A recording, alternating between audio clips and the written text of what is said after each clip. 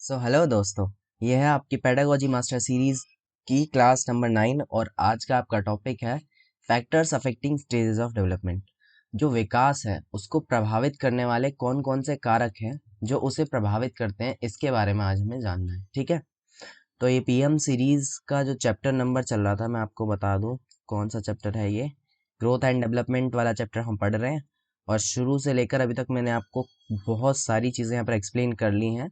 और last class में मैंने क्या बताया था ये भी एक बार बता देता हूँ मैं। लास्ट क्लास में हमने हर एक स्टेज की क्या प्रिंसिपल्स ऑफ डेवलपमेंट, ये हम लास्ट क्लास में पढ़ा था। ठीक है, विकास के सिद्धांत क्या क्या हैं, ये चीज़ें हमने लास्ट क्लास में समझी थी और आज की क्लास में हमें समझना है factors affecting stages of development. ठीक है, और ये इस इस वाले चैप्टर की, ये जो चैप्टर है ग्रोथ एंड डेवलपमेंट, इस चैप्टर की लास्ट मतलब थ्योरी क्लास है। इसके बाद क्वेश्चंस को हम कुछ डिस्कस करेंगे, वरना थ्योरी जो है वो इतनी चीज़ें हमें यहाँ पर डिस्कस करनी है, जो इंपॉर्टेंट चीज़ें हैं वो सब मैंने यहाँ पर डिस्कस कर ली हैं। ठीक है, तो सबसे पहले शुरू जब करते हैं तो सिर्फ दो ही ऐसे फैक्टर हैं जो विकास को प्रभावित करते हैं। ठीक है, विकास को प्रभावित करने वाले सिर्फ दो फैक्टर हैं और वो दो फैक्टर हैं, एक हेरिडिटी और दूसरा आपका एनवायरमेंट। ठीक है, बहुत ही बेसिक सी बात है, आपको ध्यान रखना है कि विकास जो है वो हेरिडिटी और एनवायरमेंट का फल है, यानी इन दोनों से मिल करके विकास होता है। ठीक है, इन दोनों का फल है डेवलपमेंट। और सिर्फ यही दो ऐसे फैक्टर हैं जो विकास को प्रभावित करते हैं, यानी डेवलपमेंट को अफेक्ट करते हैं। अब कैसे कैसे करते हैं, बस हमें यही चीज यहाँ पर आज सीखनी है। ठीक है, तो हेरिडिटी क्या है? हेरिडिटी को वंशानुक्रम या फिर अनुवांशिकता कहते हैं। जो हिंदी मीडियम वाले बच्चे हों वो ये समझ सकते हैं कि हेरिडिटी को अनुवांशिकता या फिर वंशानुक्रम कहते हैं। और एनवायरनमेंट क्या है? पर्यावरण, जिस पर्यावरण में आप रह रहे हैं। हेरिडिटी होता क्या है? जो भी गुण आप अपने माता पिता से लेकर के आते हैं, आपको पता है कि जो ह्यूमन बीइंग है वहां पर कुछ कैरेक्टरिस्टिक्स हैं जो एक पीढ़ी से दूसरे पीढ़ी में ट्रांसफर होती रहती हैं। ठीक है, आप आपने देखा होगा आपके जैसे माता पिता दिखते हैं या उनके बहुत सारे ऐसे गुण होते हैं जो आप में भी होते हैं, वही चीजें ट्रांसफर होके उनके बच्चों में भी जाती हैं, उनके बच्चे भी उस तरीके से होते हैं, उनके जैसे दिखने में होते हैं, उनके जैसी आवाज़ होती है या फिर उनके जैसे कई सारा बिहेवियर उनके जैसा होता है। तो है क्या, बेसिकली हेरिडिटी इसी को कहते हैं। जो कैरेक्टरिस्टिक्स हैं, जो गुण हैं माता पिता के, वो उनके बच्चों में भी पास ऑन हो रहे हैं। इसी चीज़ को हेरिडिटी से रिलेट करके समझा जाता है। ठीक है, तो अगर हेरिडिटी आपको नहीं पता तो आप इसे बेसिकली इतना अभी समझ सकते हैं। तो ये हेरिडिटी है। और दूसरा पर्यावरण, जिस पर्यावरण में आप रह रहे हैं, जिस वातावरण में आप रह रहे हैं, दूसरा फैक्टर वो है। सिर्फ दो ही फैक्टर हैं, हेरिडिटी और एनवायरनमेंट। ठीक है, हेरिडिटी को प्रकृति यानी कि नेचर भी कहा जाता है और एनवायरनमेंट को नर्चर कहा जाता है, यानी कि पोषण कहा जाता है। नेचर वर्सेस नर्चर की जो बात है वही आज आपको समझनी है कि कौन, इसके बारे में भी मतलब हम बात करेंगे कि किसी व्यक्ति के विकास को हेरिडिटी ज्यादा प्रभावित करती है या एनवायरनमेंट ज्यादा प्रभावित करता है, या फिर दोनों मिलकर के प्रभावित करते हैं। तो इस क्वेश्चन का जो जवाब है वो ये है कि हेरिडिटी और एनवायरनमेंट, ठीक है, ये दोनों ही मिलकर के प्रभावित करते हैं डेवलपमेंट को, विकास को। ऐसा नहीं है कि आपका एनवायरनमेंट 50% डेवलपमेंट को प्रभावित करेगा और हेरिडिटी 50% प्रभावित करेगा। ऐसा नहीं होता कि ये दोनों आधे आधे प्रभावित कर रहे हैं। ऐसा होता है कि किसी पक्ष को हेरिडिटी ज्यादा प्रभावित करेगा और किसी पक्ष को आपका एनवायरनमेंट ज्यादा प्रभावित करेगा। अब वो चीज आगे हम अभी समझेंगे कि कैसे वो चीज अफेक्ट करती है। जो हेरिडिटी है वो एक स्टैटिक फैक्टर है। ठीक है, स्टैटिक फैक्टर मतलब एक फिक्स्ड फैक्टर है। भाई जो भी गुण आपको आपके माता पिता से मिले होंगे वो चेंज तो हो नहीं जाएंगे, है ना। जो भी गुण आप अपने माता पिता से लेकर के आए हैं, ऐसा तो है नहीं कि आप जैसे जैसे बड़े होंगे या जैसे जैसे बूढ़े होंगे तो वो गुण बदल जाएंगे या वो चीजें चेंज हो जाएंगी। मान लीजिए आपके माता पिता की में से किसी एक के बाल जो है वो कर्ली हैं, ठीक है, ऐसे मैगी जैसे बाल हैं। अब आपके बच्चे, मतलब उनका जो बच्चा हुआ वो भी मैगी जैसे बालों वाला हुआ, तो ऐसा तो है नहीं कि उसके मैगी जैसे बाल फिर बाद में जाके स्ट्रेट हो जाएंगे या वो चेंज हो जाएंगे एकदम से। तो जो कैरेक्टरिस्टिक्स आप हेरिडिटी से लेकर के आते हैं वो कैरेक्टरिस्टिक्स वैसी की वैसी ही रहती हैं, वो चेंज नहीं होती हैं। ठीक है, तो हेरिडिटी क्या है? एक स्टैटिक फैक्टर है, एक फिक्स्ड फैक्टर है। एक एग्जांपल और बता देता हूँ ताकि आपको और अच्छे से समझ में आए। मान लीजिए कि आपके पेरेंट्स में से या फिर उनके भी आगे की जो पीढ़ी थी उनमें से किसी की ब्राउन आइज थी, ठीक है, ब्राउन या मान लो ब्लू आइज थी, ठीक है, ब्लू आइज नीली आंखें। अब जो बच्चा हुआ है उसकी भी आंखें ब्लू हैं, ठीक है, उसकी भी आईज ब्लू हैं। तो ये जो फैक्टर है, ये जो कैरेक्टरिस्टिक्स है बच्चे की, ये एक फिक्स्ड फैक्टर है, ऐसा नहीं है कि आप इसे चेंज कर लेंगे। आप बोलेंगे कि भाई मैं लेंस लगा लूंगा, तो वो एक बाहरी चेंज आप कर रहे हैं, लेकिन आप उस आई बॉल का कलर चेंज नहीं कर सकते। तो वो जो फैक्टर है वो एक फिक्स फैक्टर है, वो चेंजेबल नहीं है, ठीक है। तो हेरिडिटी क्या है? एक फिक्स फैक्टर। और एनवायरमेंट क्या है? एनवायरमेंट जो है वो एक डायनामिक फैक्टर है, गतिशील फैक्टर है, या एक चेंजेबल फैक्टर है, परिवर्तनशील फैक्टर है, आप ऐसा कह सकते हैं। भाई आज आप अपने कमरे में बैठे हो मान लो, ठीक है, आपको इस कमरे का एनवायरनमेंट सूट नहीं कर रहा, या आपको कोई प्रॉब्लम है, आप बाहर चले गए, आपका एनवायरनमेंट चेंज हो गया। आप इंडिया में हैं, आपके जॉब बाहर लग गई, ठीक है, फॉरेन कंट्री में, आपका एनवायरनमेंट चेंज हो गया। आप स्कूल में हैं, स्कूल से घर वापस आए, आपका एनवायरनमेंट चेंज हो गया। सो बेसिकली एनवायरनमेंट क्या है? एक चेंजेबल फैक्टर है, एक डायनामिक फैक्टर है जो चेंज होता रहता है, जो फिक्स नहीं है, ठीक है। और हेरिडिटी वही क्या है? एक फिक्स फैक्टर है, एक स्टैटिक फैक्टर है। और ये दोनों मिल करके आपके डेवलपमेंट को प्रभावित करते हैं, ठीक है।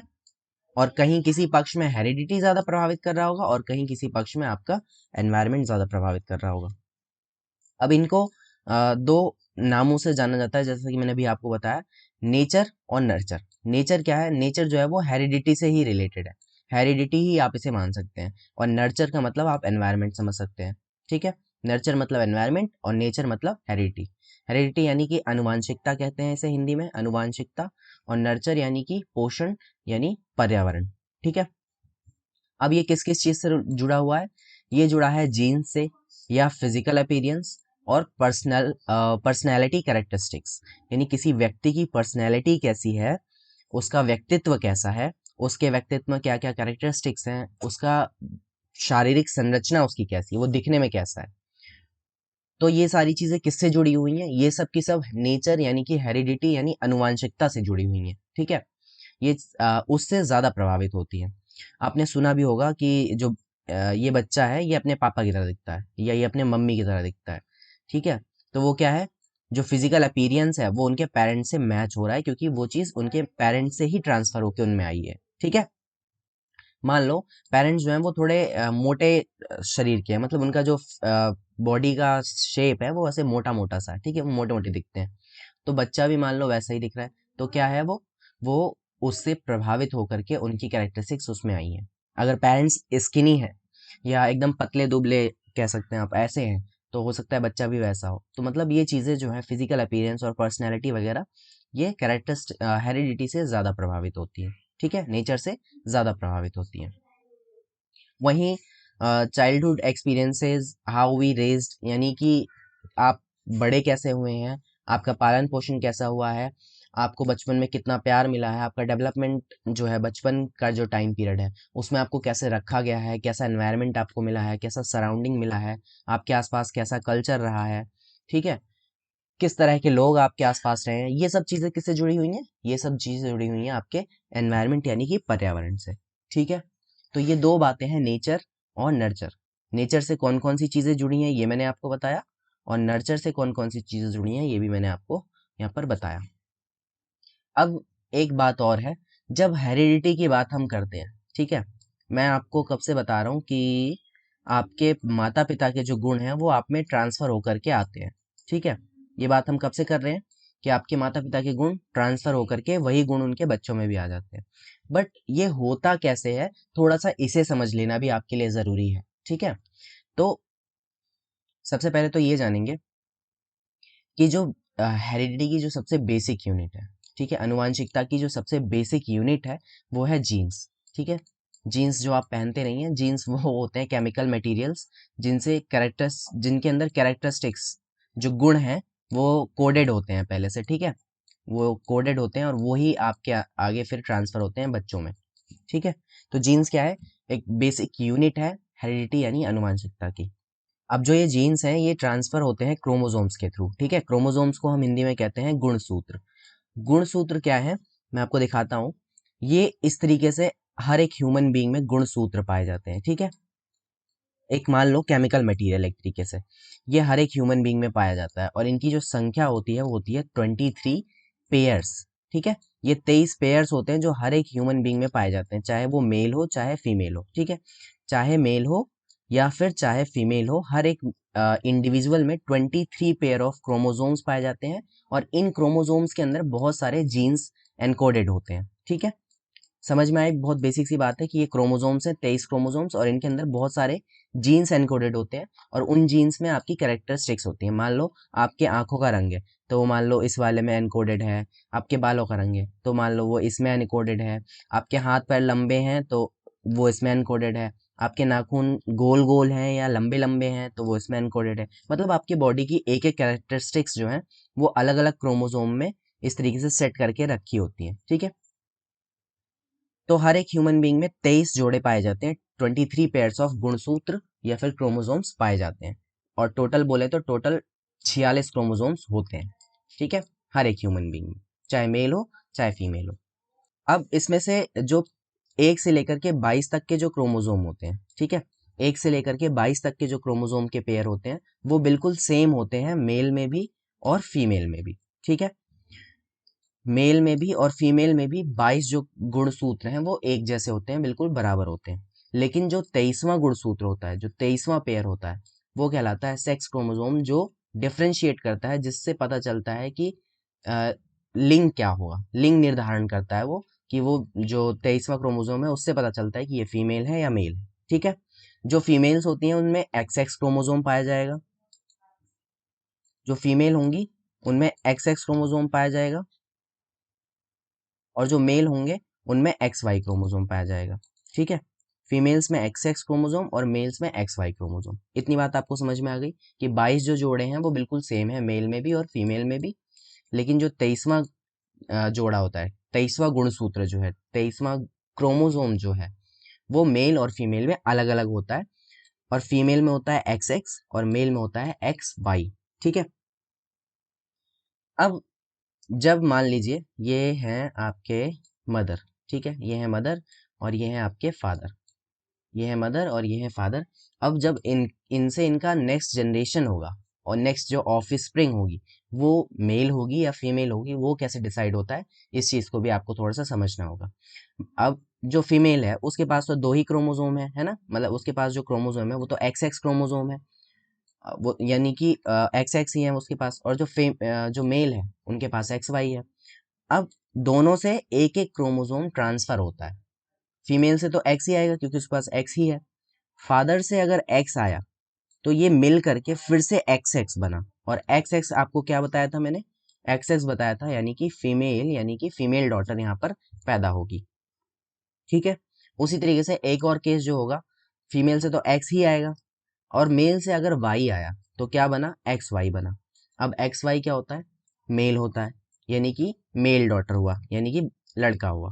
ठीक है, तो अब ये लड़का और लड़की कैसे होते हैं ये भी आप समझ गए होंगे, कि अगर एक्स एक्स क्रोमोसोम आया, फादर से भी एक्स आया मदर से भी एक्स आया तो लड़की होगी, और मदर से अगर एक्स आया है और फादर से अगर वाई क्रोमोसोम आया है तो लड़का होगा।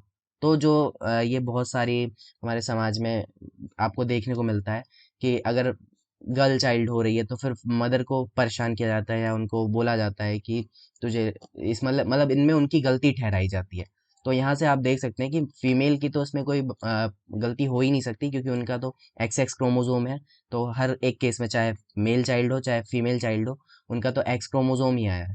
तो यहाँ पर जो रिस्पॉन्सिबल फैक्टर है वो फादर का होता है, जब अगर वहां से वाई आया है तो मेल चाइल्ड होगा, और वहां से अगर एक्स आया है तो फीमेल चाइल्ड होगा। तो इस तरीके से जो लिंग डिफरेंस है वो यहाँ से पता चलता है, यानी 23rd पेयर से। ठीक है, 23वें जोड़े से पता चलता है कि कोई भी इंडिविजुअल मेल है या फीमेल है। ठीक है, बाकी के जो 22 गुणसूत्र होते हैं, 22 पेयर्स होते हैं क्रोमोसोम के, वो सेम होते हैं मेल में भी और फीमेल में भी, और एक इंडिविजुअल में 23 जोड़े पाए जाते हैं। अब ये सारी की सारी बातें जो मैंने यहाँ पर आपको समझाई, ये सब की सब इनमें से बहुत सारी जो ऐसी हैं जो प्रीवियस ईयर्स क्वेश्चंस में आई हुई भी हैं, इसलिए ये सारी चीज़ अगर ना समझ में आई हो तो एक बार दोबारा से वीडियो को देखना, या फिर मुझे दोबारा से कमेंट करके ज़रूर बताना अगर इसे दोबारा समझना हो। ठीक है, वैसे तो बहुत ही बेसिक सी बात बताई थी। अब इसके बाद एक प्रॉब्लम होती है, एक जेनेटिक डिसऑर्डर होता है, उसके बारे में भी थोड़ा सा हम समझेंगे, ठीक है। और ये केवीएस का आया हुआ प्रीवियस ईयर क्वेश्चन है जो मैं भी आपको समझा रहा हूँ। एक जेनेटिक डिसऑर्डर होता है अगर आपके 21st क्रोमोसोम में, ठीक है, अगर आपके 21वें गुणसूत्र में किसी तरह से कोई एक्स्ट्रा जेनेटिक मटेरियल प्रोड्यूस हो जाए, ठीक है, अगर उसमें एक्स्ट्रा जेनेटिक मटेरियल प्रोड्यूस हो जाए या बन जाए, तो उससे एक बीमारी होती है जिसे कहते हैं डाउन सिंड्रोम, या फिर उसका एक और नाम है ट्राइसोमी 21, ठीक है। उस बीमारी को क्या कहेंगे? डाउन सिंड्रोम या फिर ट्राइसोमी 21 इसे कहते हैं। अब ये क्या है? एक तरीके का डेवलपमेंटल और इंटेलेक्चुअल डिसऑर्डर है, ठीक है। इसमें हो सकता है आपका डेवलपमेंट ठीक से ना हो इस बीमारी की वजह से, या फिर आपके दिमागी तौर से आपके उसमें कुछ ना कुछ मतलब इधर उधर गड़बड़ हो सकती है। और इसमें होता क्या है, मतलब ये होता कैसे है, ये भी ध्यान रखना कि एक एक्स्ट्रा जेनेटिक मटेरियल प्रोड्यूस होगा आपके 21वें गुणसूत्र में, यानी 21st क्रोमोसोम में ये गड़बड़ होने से ये बीमारी जो है होती है, ठीक है। इसकी वजह से प्रॉब्लम क्या क्या हो सकती है? फेशियल अपीरियंस खराब हो सकता है, इस तरीके का फेस हो सकता है, देखा होगा आपने कभी कभी किसी बच्चे का इस तरीके का फेस हो जाता है, या उसकी टंग में प्रॉब्लम हो सकती है, या वो लेट चलेगा, 1 साल 2 साल तक चलेगा ही नहीं, या ठीक से नहीं चल पाएगा, या उसके हाथों में कोई प्रॉब्लम हो सकती है, ठीक से हाथ डेवलपमेंट ना हो, या ईयर का डेवलपमेंट ना हो, ठीक है, या फिर बहुत देरी से डेवलपमेंट हो, या फिर दिमाग ठीक से काम ना कर रहा हो, या थायराइड और हार्ट जैसी डिसीज भी हो सकती हैं इस प्रॉब्लम की वजह से, ठीक है। बहुत ही बेसिक सी बात है लेकिन इंपॉर्टेंट क्वेश्चन है, प्रीवियस ईयर में आया हुआ भी है, ठीक। तो अभी मैंने जो आपको बातें समझाई एक बार मैं दोबारा से दिखाता हूँ। मैंने हम बात कर रहे थे factors affecting stage of development, यानी डेवलपमेंट यानी विकास को प्रभावित करने वाले कारक, जो कि 2 कारक थे, मैंने आपको बताया था हेरिडिटी और एनवायरनमेंट। अब जब हम हेरिडिटी की बात करते हैं तो कुछ चीजें पहले आपको जानना समझना जरूरी थी जो मैंने आपको बताई, कि किसी भी इंडिविजुअल की जो कैरेक्टरिस्टिक्स हैं कैसे एक जनरेशन से दूसरी जनरेशन पास ऑन होती हैं, ठीक है। और एक डिसऑर्डर है जो 21वें गुणसूत्र में एक्स्ट्रा जेनेटिक मटेरियल प्रोड्यूस होने की वजह से होता है, जिसको डाउन सिंड्रोम या ट्राइसोमी 21 कहते हैं, ठीक है। अब फिर से हम अपने टॉपिक पे वापस आ जाते हैं, नेचर और नर्चर यानी हेरिडिटी और एनवायरनमेंट की बात करते हैं, ठीक है। अभी मैंने आपको समझाया था कि जो नेचर है उसमें क्या क्या चीज़ें आती हैं, आपका फिजिकल अपीयरेंस या जो आपकी पर्सनैलिटी कैरेक्टरिस्टिक्स हैं, व्यक्तित्व की विशेषताएं हैं, वो ज़्यादातर किस में आती हैं? आपके हेरिडिटी फैक्टर्स में। और दूसरी चीज़ है एनवायरनमेंट, जहाँ पर आपका सराउंडिंग कैसा है, आपके आसपास लोग कैसे हैं, या आपको किस तरीके से बड़ा किया जा रहा है, कैसे पाला जा रहा है, पोषण कैसा दिया जा रहा है, वो चीज़ें आपके एनवायरमेंटल फैक्टर हैं। इनको थोड़ा सा और समझते हैं। हेरिडिटी की अगर बात करते हैं तो उसमें शारीरिक संरचना, किसी भी व्यक्ति की हाइट, उसका वेट, वो दिखता कैसा है, तो ये जो शारीरिक संरचना है ये किससे प्रभावित होगी? ये आपके आनुवांशिकता से प्रभावित होगी। सेक्स डिफरेंसेस, यानी कि आपने देखा होगा मेल और फीमेल में कई सारे डेवलपमेंटल डिफरेंसेस होते हैं, लड़कियां अलग तरीके से ग्रो करती हैं और लड़के जो हैं वो अलग तरीके से डेवलप होते हैं, अलग तरीके से बड़े होते हैं। तो वहां पर अंतर जो पाया जाता है वो किससे प्रभावित होगा? आनुवांशिकता से प्रभावित है। उसके बाद इमोशंस, संवेग जो है वो भी इससे प्रभावित है। और इसी तरीके से जाति और इंटरनल स्ट्रक्चर, इसे भी और आगे अच्छे से हम एक एक करके समझेंगे, ठीक है। एनवायरनमेंट में कौन कौन से फैक्टर आएंगे? बेसिक एमिनिटीज यानी कि मूलभूत सुविधाएं, जो रोटी कपड़ा मकान है, किसी बच्चे को खाने को बराबर मिल रहा है कि नहीं मिल रहा, पहनने को कपड़े मिल रहे हैं नहीं मिल रहे हैं, या रहने के लिए उसके पास जगह है या नहीं है, तो ये सब फैक्टर फैक्टर जो है वो एनवायरनमेंट के अंदर आते हैं, पर्यावरण के अंदर आते हैं, और ये भी आपके विकास को प्रभावित करते हैं। उसके बाद सोसाइटी एंड कल्चर, जिस सोसाइटी में आप रह रहे हैं, आपका फैमिली बैकग्राउंड कैसा है, बच्चे को किसी तरह की कोई डिसीज हो या कोई इंजरी हुई हो, वो भी आपके डेवलपमेंट को प्रभावित करेगी। और साथ ही स्कूल, स्कूल भी बहुत ज़्यादा इंपॉर्टेंट है डेवलपमेंट को अफेक्ट करने में। अब एक एक पॉइंट को अच्छे से समझेंगे थोड़ा सा और डिटेल में, ठीक है। फिजिकल स्ट्रक्चर की सबसे पहले अगर हम बात करें हेरिडिटी में, शारीरिक संरचना, तो इसमें कौन कौन सी चीज़ें आती हैं? हाइट हो गई, वेट हो गया, फिजिक हुई, ये चीजें जो हैं ये फिजिकल स्ट्रक्चर यानी शारीरिक संरचना में आती हैं। आपने देखा होगा अगर किसी के माँ बाप लंबे हैं तो उनका बच्चा भी ज्यादातर लंबा होता है, या उनकी हाइट कम है तो बच्चे की हाइट भी कम होती है। या फिर एक सबसे ज़रूरी चीज़ तो यही है कि माँ बाप की तरह ही उनका बच्चा अगला जो है वो उनके तरह ही दिखता है। मान लो किसी की बच्चे की आंखें जो है वो मम्मी की तरह हैं, बाल जो है वो पापा की तरह हैं, लिप्स जो है वो मम्मी की तरह हैं, मतलब उनकी जो फिजिकल कैरेक्टरिस्टिक्स हैं, जो उनकी शारीरिक संरचना है, वो उनके माँ बाप जैसी ही दिखती है। ठीक है, उसी से ज़्यादा प्रभावित होती है। उसके बाद जो दूसरा फैक्टर है वो है सेक्स डिफरेंस, यानी कि गर्ल और बॉय, मेल और फीमेल के डेवलपमेंट में बहुत सारे अंतर होते हैं। ठीक है, it influences physical and mental development. जो लड़कियों का मानसिक और शारीरिक विकास है वो अलग तरीके से चलता है, ज़्यादा फास्ट चलता है। वहीं जो लड़कों का विकास है वो उनके मुकाबले थोड़ा कम होता है। आपने देखा होगा लड़कियां बहुत जल्दी बड़ी हो जाती हैं, ऐसा आपने फील किया होगा। या वो अक्सर अपनी उम्र के लड़कों से ज़्यादा समझदार होती हैं, या उनकी हाइट जल्दी बड़ी होती है। तो ये चीज़ें क्या है, ये जो डिफरेंसेस हैं वो इसलिए हैं क्योंकि फीमेल्स ज़्यादा जल्दी डेवलप करती हैं मेल्स के अकॉर्डिंग, और वो जल्दी ज़्यादा मैच्योर होती हैं, और फिजिकली भी और मेंटली भी। ठीक है, तो गर्ल चाइल्ड जो है वो हमेशा ज़्यादा फास्टर डेवलपमेंट होगा उसका कंपेयर टू बॉय चाइल्ड। और इसका जो और अगर आपको थोड़ा सा याद होगा, जब हमने अलग अलग लोगों के द्वारा स्टेजेस को पढ़ा था, तो उसमें एक व्यक्ति थे जिन्होंने गर्ल और बॉय के जो मतलब स्टेजेस हैं, एज है, उसको भी अलग अलग बांट रखा था गर्ल और बॉय में। तो वहां पर लड़कियों की एज जो है वो उन्होंने जल्दी बता रखी थी कि लड़कियों में एडोलेसेंस भी जल्दी आ रहा है, लड़कियों का बचपन जो है वो भी जल्दी हो रहा है। वहीं बॉयज का जो था वो उनसे कंपेरेटिवली एक दो साल पीछे चल रहा था। तो ये डिफरेंसेस इसलिए हैं क्योंकि गर्ल्स में जल्दी डेवलपमेंट होता है कंपेयर टू बॉयज। इसके बाद एक और फैक्टर जो है इंपॉर्टेंट, वो है संवेग, यानी कि इमोशंस। जो इमोशंस हैं वो जो है एक तरीके से जो लाइफ होती है उसको बैलेंस करते हैं। यानी अगर इमोशंस का जो है ना बहुत ज़्यादा रोल है, अगर लाइफ में इमोशंस बैलेंस्ड हैं तो लाइफ बहुत पॉजिटिवली आगे ग्रो करती जाएंगे। बट अगर वो डिसबैलेंस हो गया, यानी कि दो तरह के इमोशन है आपके पास, कुछ पॉजिटिव इमोशंस हैं कुछ नेगेटिव इमोशंस हैं, तो अगर एक बैलेंस बना करके ह्यूमन बीइंग चल रहा है, यानी अगर मान लो एक बच्चे की बात करते हैं, अगर उस बच्चे में एक बैलेंस है पॉजिटिव और नेगेटिव इमोशंस का, तो उसका जो डेवलपमेंट है वो बहुत अच्छे तरीके से हो जाएगा। वहीं मान लो फियर, एंगर, जेलस, इस तरह के जो नेगेटिव इमोशंस हैं, ये अगर किसी तरीके से बच्चे पे हावी हो रहे हैं, तो बच्चे का जो विकास है वो नेगेटिवली अफेक्टेड हो जाएगा। ठीक है, उसको गुस्सा बहुत आएगा, या वो बहुत ज़्यादा चिड़चिड़ा रहने लगेगा। तो इस तरह की चीज़ें हो सकती हैं अगर उसके ऊपर इस तरह के इमोशंस हावी हो जाए। होते तो सब में ही है, ये नेगेटिव और पॉजिटिव दोनों तरह के इमोशन सब में होते हैं। हर किसी के अंदर डर होता है, गुस्सा होता है, खुशी होती है, तो मतलब हर तरह के इमोशंस होते हैं। बट कैसे होना चाहिए, वो एक बैलेंस वे में होने चाहिए, तभी जो है बॉडी जो है वो ठीक तरीके से डेवलप करेगी, ठीक तरीके से डेवलपमेंट हो पाएगा। और ये भी जो है हेरिडिटी से बहुत ज़्यादा प्रभावित होता है। कैसे, आपने देखा होगा अगर किसी के माँ बाप जो है वो बहुत गरम टाइप के, मतलब उनका जो बिहेवियर है वो बहुत ज़्यादा गर्म है, उनको बहुत जल्दी गुस्सा आता है, तो बहुत ज़्यादा चांसेस हैं उनके बच्चे में भी वो सारी कैरेक्टरिस्टिक्स आ जाए। या किसी के माँ बाप बहुत कूल हैं एकदम, उनको सारी चीज़ें बहुत आराम से हैंडल कर लेते हैं, तो हो सकता है बच्चा भी उनका वैसा ही हो। ठीक है, तो ये चीज़ें भी हेरिडिटी से प्रभावित होती हैं बहुत ज़्यादा हद तक। उसके बाद आता है रेस, यानी जाति।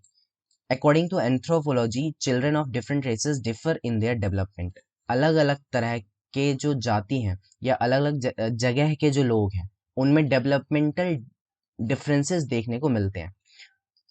हो सकता है कि इंडिया का जो बच्चा है वो थोड़ा अलग तरह से डेवलपमेंट कर रहा हो, और वहीं जो अमेरिका का बच्चा है उसमें आपको डेवलपमेंटल डिफरेंसेस देखने को मिल सकते हैं। और ये किसके अनुसार पाया गया है, मानव विज्ञान के अनुसार ये चीज़ पाई गई है। एग्जाम्पल के लिए, Negro Africans children gain maturity earlier than white children. उदाहरण के लिए जो नेग्रो अफ्रीकन्स होते हैं, जो वहाँ के जो बच्चे हैं, उनके अंदर जल्दी मेच्योरिटी आ जाती है वाइट चिल्ड्रंस के मुकाबले। ठीक है, तो इस तरीके से आप एक देश से दूसरे देश जाने में भी आपको वहाँ पर डिफरेंस देखने को मिल जाएगा विकास में। ठीक है, हो सकता है कि इंडिया का बच्चा अलग तरीके से डेवलप कर रहा हो, मतलब एक पैटर्न तो सेम होगा, बट कुछ ना कुछ डिफरेंसेस आपको वहां पर देखने को मिल जाएंगे दोनों जगहों में, अगर आप एक जगह से दूसरी जगह पर जाते हैं या एक जाति से दूसरी जाति में देखते हैं। जाति से मतलब यहाँ पर एक ग्रुप ऑफ पीपल है जो एक सिमिलर रीजन में रह रहे हो या सिमिलर तरह के हों, ठीक है। जो जाति व्यवस्था भारत में है उसके बारे में यहाँ पर बात नहीं हो रही है। उसके बाद अगला जो फैक्टर है वो है इंटरनल स्ट्रक्चर, यानी आंतरिक संरचना। किसी व्यक्ति की आंतरिक संरचना कैसी है, ये भी बहुत हद तक प्रभावित है आनुवांशिकता से, हेरिडिटी से। आंतरिक संरचना में सारी चीजें आ जाएंगी जो भी आपके बॉडी के अंदर है, हड्डी और ये जो वेन सिस्टम है या जितने भी ऑर्गन्स हैं आपके बॉडी के, ये सब के सब जो हैं वो सब आपके इसके अंदर आ जाते हैं इंटरनल स्ट्रक्चर में, ठीक है। और ये सभी आपके फिजिकल और मेंटल डेवलपमेंट के लिए बहुत ज़्यादा रिस्पॉन्सिबल हैं, ठीक है। तो ये 5 मेन टर्म्स थे हेरिडिटी से रिलेटेड जो मैंने आपको यहाँ पर बताए। Physical structure, sex differences, emotions, race और इंटरनल स्ट्रक्चर, ठीक है। इसके बाद आ जाते हैं एनवायरनमेंट के फैक्टर्स पे। और एनवायरनमेंट के फैक्टर में भी 5 मेन फैक्टर्स मैंने आपको बताए थे: basic amenities, social society and culture, family background और डिसीज इंजरी और स्कूल एजुकेशन, ठीक है। बेसिक एमिनिटीज कैसे प्रभावित करेंगी किसी के डेवलपमेंट को? किसी बच्चे को ठीक से खाने को ही नहीं मिलेगा तो उसकी हाइट कैसे बढ़ेगी, या उसका ग्रोथ कैसे होगा, उसका विकास कैसे होगा? तो फूड जो है, जो बेसिक एमिनिटीज हैं, जो मूलभूत सुविधाएं हैं, चाहे वो खाना हो, चाहे पानी हो, या रहने के लिए जगह है, या फिर पहनने को कपड़ा है, ये चीजें ही अगर उसके पास नहीं होंगी तो ऑब्वियसली जो बच्चे का डेवलपमेंट है वो नेगेटिवली जाएगा ही जाएगा, नेगेटिवली अफेक्ट होगा, ठीक है। जो विकास है वो इससे प्रभावित होगा। उसके बाद जो सोसाइटी एंड कल्चर है, समाज और संस्कृति, जिस समाज में बच्चा रह रहा होता है वो उसी चीज को एक्वायर कर लेता है। वहां पे जिस तरह का कल्चर फॉलो हो रहा है, या जिस तरह के रिचुअल्स हैं, या वहाँ की जो वैल्यूज हैं, वहाँ के नियम कायदे कानून, या किस तरह की प्रैक्टिसेस वहाँ की जाती हैं, वो सारी चीजें बच्चा भी एज इट इज एक्वायर कर लेता है। उसके साथ जो चीजें हो रही होती हैं वो उन चीजों को एक्वायर कर लेता है। तो इस ये चीज भी बहुत काफी हद तक प्रभावित करती है बच्चे के स्पीड और डेवलपमेंट को, ठीक है। वो किस दिशा में विकसित होगा, किस तरीके से विकसित होगा, ये चीज बहुत ज्यादा मैटर करती है सोसाइटी एंड कल्चर के मामले में, ठीक है। इससे मुझे एक कहानी याद आती है, मैंने अपने बचपन में पढ़ी थी या मुझे शायद किसी ने सुनाया था। दो तोते थे जो साथ में रहते थे। आई थिंक ये किसी क्लास की इंग्लिश की बुक में है, मुझे क्लास एग्जैक्टली याद नहीं आ रही। तो वहां पर एक एक बार तूफान आता है, वो दोनों बच्चे थे और वो दोनों उस तूफान में बिछड़ जाते हैं। एक तोता जो है वो एक साधु के पास चला जाता है, और एक तोता एक डाकुओं के गुफा में चला जाता है, और वो उनके साथ ही फिर रहने लग जाते हैं। तो जो साधु वाला तोता होता है, बाद में पाया जाता है कि वो तो उनकी तरह साधु की तरह ही राम राम और जो भी मतलब जो भी चीजें वहां हो रही हैं, जो मंत्र वगैरह वो बोल रहे हैं, उसी तरीके से वो भी बोलने लगता है। और जब दूसरे तोते को देखा गया, दूसरे तोते को पाया गया, तो उसमें देखा गया कि वो क्या है, वो उन डाकुओं की तरह ही लूटो मारो वही सब बोलने लगता है। तो मतलब ये एग्जैक्टली बताता है कि एनवायरनमेंट किस तरीके से अफेक्ट कर रहा है किसी के डेवलपमेंट को। सेम सिचुएशन बच्चों के साथ भी होती है। वो जिस एनवायरनमेंट में रह रहे हैं, जिस तरह के लोग उनके आसपास हैं, जिस तरह की चीजें उनके साथ हो रही हैं, उसी चीज को वो एक्वायर कर लेते हैं। इसके बाद family background, one of the most important factor जो कि एनवायरनमेंट का है बच्चे के लिए। जब बच्चा छोटा है तो सबसे पहले वो अपनी फैमिली में ही होता है, और फैमिली के आसपास मतलब जो फैमिली में जो भी मेंबर्स हैं वो जिस तरह के हैं, या उनकी हैबिट्स जैसी हैं, उनके कस्टम्स जैसे हैं, उसको बच्चा जो है नेचुरली अडॉप्ट कर लेता है, ठीक है। वो चीज़ें उसके अंदर अपने आप आ जाती हैं। Child naturally adopt the habits and customs values of his family members. मान लो माता पिता दोनों जो है, माँ बाप दोनों लड़ रहे हैं दिन रात, एक दूसरे को गालियां दे रहे हैं और भी उल्टी सीधी बातें हो रही हैं। ऑब्वियसली बच्चे का वहाँ पे यही हाल होगा, ठीक है। और उसका मतलब वो चीज़ें वो बहुत इजीली एक्वायर कर लेगा, और जो उसका डेवलपमेंट है बहुत बुरी तरह से वो अफेक्ट वहाँ पर होगा। वहीं अगर एक अच्छा एनवायरनमेंट है, सब एक साथ रह रहे हैं, घुल मिल के रह रहे हैं, और सारी चीज़ें अच्छी हैं, पॉजिटिव वैल्यूज़ हैं, अच्छी आदतें फॉलो हो रही हैं, तो फिर बच्चे का भी जो विकास है वो उसी तरीके से होगा। एग्जाम्पल के लिए यहाँ पर बताया गया है कि मान लीजिए किसी बच्चे की फैमिली जो है वो डिस्क्रिमिनेटरी है, यानी कि पक्षपात वाली है, या ऊंच नीच का भेद करती है, तो ऑब्वियसली बच्चा भी वही चीज़ें सीखेगा और बच्चे के बिहेवियर में भी वही चीज़ें आ जाएंगी जैसे पहले हुआ करता था, या गाँवों में आज भी होता है। गाँव में ऊंच नीच का बहुत ज़्यादा भेद होता है, कि ये नीची जाति का है, ये ऊंची जाति का है, तो बच्चे भी वही चीज़ें सीख के फिर वो चीज़ें भी वही प्रैक्टिस करते हैं। तो मतलब इस चीज़ का बहुत ज़्यादा इफेक्ट पड़ता है कि फैमिली कैसी है, या उसकी आदतें, उसकी हैबिट्स, उसका कस्टम कैसा है। ठीक है। नेक्स्ट है डिजीज एंड इंजरीज, यानी कि कोई रोग या चोट है, वो भी एक एनवायरमेंटल फैक्टर है और वो भी बहुत ज़्यादा प्रभावित करेगा। इस इमेज को देख करके क्लियरली आपको समझ में आ रहा होगा कि ये कैसे इफेक्ट करेगा। एक बच्चा है जिसका पैर ही नहीं है, या एक पैर किसी प्रॉब्लम से हो सकता है कटा हुआ हो, कोई इंजरी हुई हो, तो अब बताओ ये बच्चा चलेगा कैसे? किसी नॉर्मल बच्चे की तरह ये 1-2 साल में चलना तो शुरू कर नहीं देगा। इसे बहुत सारी चीज हो सकता है, इसे कोई गियर पहनाना पड़े, या और कुछ इसका इंतजाम करना पड़े, या थोड़ा लेट से चले। तो इस तरीके से कोई भी डिजीज या कोई भी इंजरी है तो वो अफेक्ट करेगी बच्चे को। कोई एक बच्चा है हमेशा बीमार पड़ा रहता है, ठीक है, ना खेलने जा पाता है, ना लोगों से इंटरेक्ट कर पाता है, तो ऑब्वियसली उसका जो डेवलपमेंट है वो प्रभावित होगा, वो ठीक तरीके से विकसित नहीं कर पाएगा। ना हो सकता है वो चलना बोलना देर से सीखे, या सोशल ना हो पाए, सामाजिक ना हो पाए, या इमोशंस उसके ठीक से इम्बैलेंस रहे, ठीक से ना डेवलप हो। तो जो चारों एस्पेक्ट हैं, फिजिकल, कॉग्निटिव, सोशल और इमोशनल, ये चारों के चारों ही एस्पेक्ट इससे अफेक्ट हो सकते हैं। ठीक है। Malfunctioning of nervous system because of injury and disease can result into learning disability, और learning disabilities जैसी प्रॉब्लम भी हो सकती है किसी किसी डिजीज और इंजरी की वजह से। नेक्स्ट और सबसे मोस्ट इम्पॉर्टेंट फैक्टर जो एनवायरनमेंट का है, फैमिली के बाद बच्चा जाता है स्कूल में, ठीक है, स्कूल या फिर जो एजुकेशन उसको दी जा रही है। अब ये जो है, आपने अगर पहले भी इसको ध्यान दिया होगा, तो ये जो फैक्टर है ये सेकंड मोस्ट इंपॉर्टेंट फैक्टर है एनवायरनमेंट का, स्कूल। क्योंकि स्कूल में बच्चे को एक एनवायरनमेंट मिलता है, वो 4 लोगों से मिलता है, बातें करता है, उसका सोशल डेवलपमेंट बहुत अच्छे तरीके से होता है, इमोशंस उसके अंदर आते हैं, केयरिंग शेयरिंग सीखता है, और जो एजुकेशन वहाँ प्रोवाइड की जा रही है वो उससे उसका दिमागी विकास होता है, उसका कॉग्निटिव डेवलपमेंट होता है। जो खेलकूद वहाँ फॉलो किया जा रहा है उससे उसका शारीरिक विकास होता है, उसका फिजिकल डेवलपमेंट होता है। तो इस तरीके से स्कूल जो है वो ओवरऑल डेवलपमेंट करता है बच्चे का।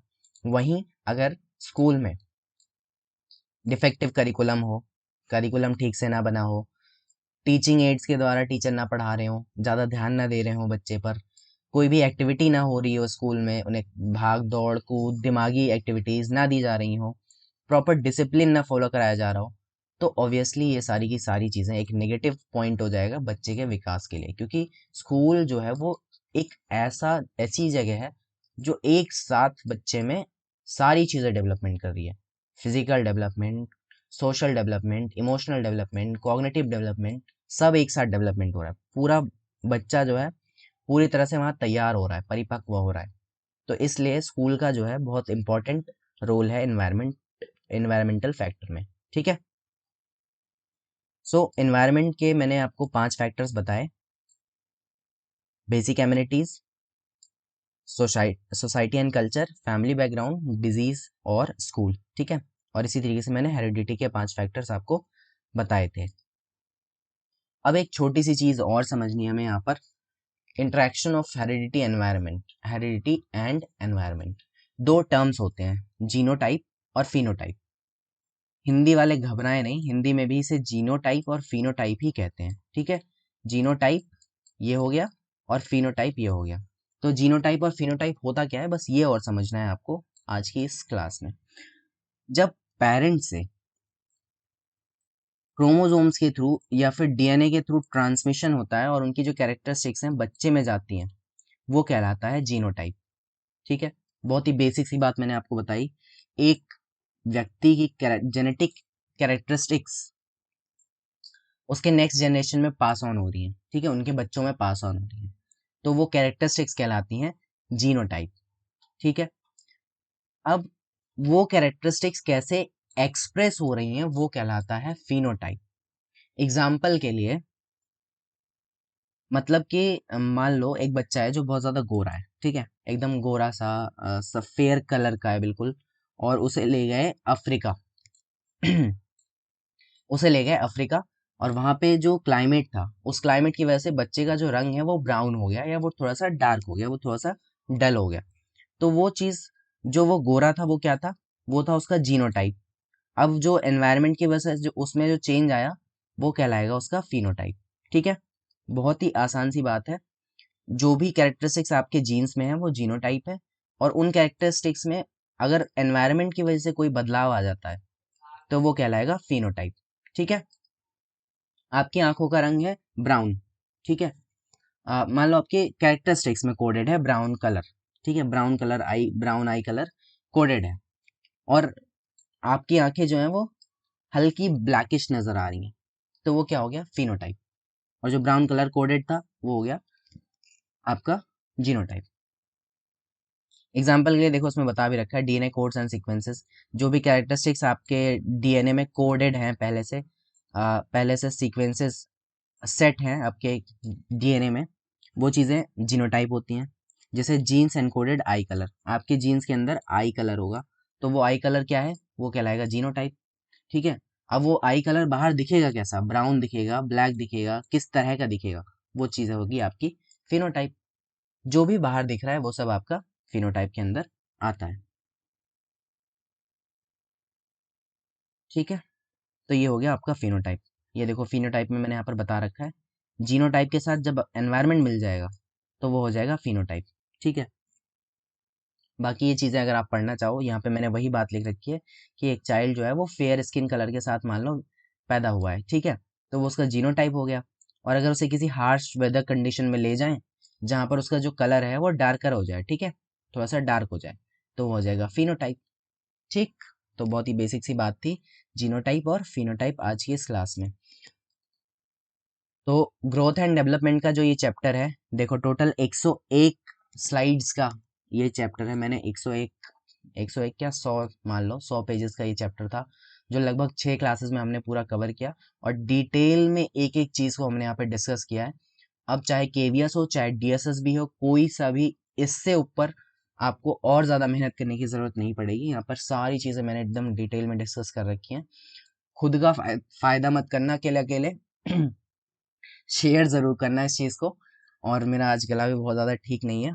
ठीक है, इसके अलावा थ्योरी की, इस वाले चैप्टर की जो थ्योरी है वो इतनी है, और इससे रिलेटेड क्वेश्चंस हम ज़रूर करेंगे, और इसके बाद अभी और भी बहुत सारी थ्योरीज हमें पढ़ना है, वो उन थ्योरीज को पढ़ेंगे। और ये जो पीडीएफ है ये मैं अपने टेलीग्राम चैनल पे शेयर कर दूंगा। अभी तक नहीं जुड़े हो तो सर्च कर लेना उत्कृष्ट उपाध्याय, या फिर लिंक डिस्क्रिप्शन में दे रखा है उसका, टेलीग्राम चैनल का, वहाँ से जाके डायरेक्ट ज्वाइन कर लो। वहाँ पे सारी पीपीटीज, सारे पीडीएफ्स, सारी इन्फॉर्मेशन सब प्रोवाइड हो जाती है बिल्कुल टाइम टू टाइम। ठीक है, तो सब वहाँ से तुम्हें आसानी से मिल जाएगा, और वे भी बिल्कुल फ्री है। ठीक है, ऐसा कुछ नहीं है कि कोई ज्वाइन बटन है, कोई समथिंग है, कोई पैसा वैसा नहीं, बिल्कुल फ्री। और ये क्वालिटी एजुकेशन ना कहीं पे फ्री आपको कतई नहीं मिलने वाली, एटलीस्ट। ठीक है, और इस फैमिली को थोड़ा सा बड़ा और जरूर करेंगे। आप भी अगर आपने चैनल को सब्सक्राइब ना किया हो तो ज़रूर कर लेना। ठीक है, और अपने दोस्तों में भी शेयर कर देना जिनको इस चीज़ की ज़रूरत हो। ठीक है, मिलते हैं नेक्स्ट क्लास में, तब तक के लिए अपना ख्याल रखिए। Bye bye, have a good day.